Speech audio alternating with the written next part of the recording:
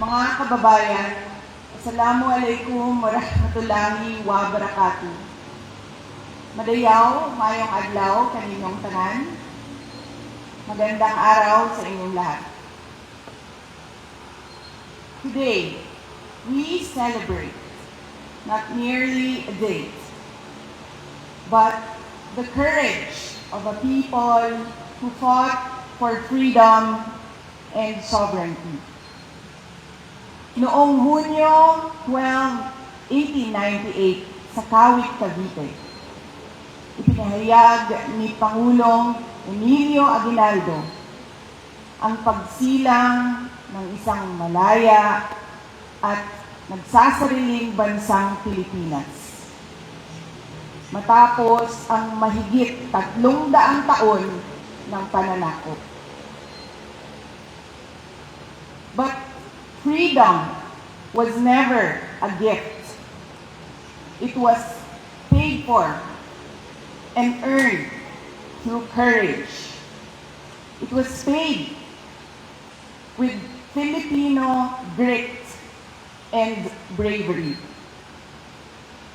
When the Treaty of Paris transferred our homeland from one colonial master to another, without the consent of the Filipino people, our forebears refused to be bought and sold like property. Pinili nila ang paglaban kaysa pagsuko, ang dangal kaysa pagpapasakop. This is our inheritance. Lumaban tayo sa bawat puwersang nagtatangkang magdikta ng ating kapalaran. Thousands gave their lives so that one flag, and one flag alone, would fly over this republic. That is our identity. That is our duty. We fought for our sovereignty against foreign invaders. But sovereignty is not lost only to those who come from foreign shores. Nawawala rin ito sa tuwing ang serbisyo publiko ay nagiging pribadong negosyo. Kung ang mga opisyal ng gobyerno ay sindikato sa pagnanakaw ng pera ng bayan. Every peso stolen from the people's treasury steals a child's freedom from hunger. It steals a student's freedom from illiteracy or substandard education. It steals a patient's freedom to obtain quality health care.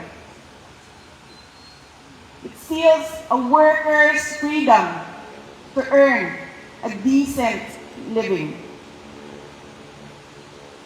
Every ghost project is a classroom never built. Every corrupt contract is a road that was never built for farmers to bring their produce to the market. Ang korupsyon ay hindi lamang pagnanakaw ng pera. It steals opportunity. It steals dignity. And it steals hope. And ultimately, it steals freedom itself. Rizal, Bonifacio, Luna, and thousands of other Filipino heroes fought so that every Filipino could live with justice, dignity, opportunity, and hope. Mga kababayan, Freedom is never permanent unless it is defended. Sovereignty survives only when a people refuse to surrender it.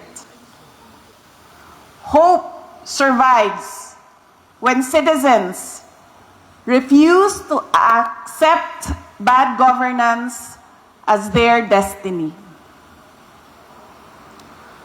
Hope survives when citizens act together, have their voices heard, demand what our heroes fought so gallantly for: the right of every Filipino to a dignified human life.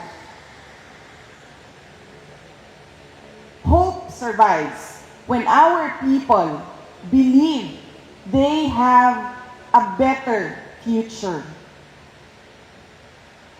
On this Independence Day, let us resolutely stand up for truth, for accountability, for freedom, and for sovereignty. Piliin natin ulit ang paglaban kaysa pagsuko, ang dangal kaysa sa pagpapasakop. Piliin natin ang katotohanan. Piliin natin ang pananagutan.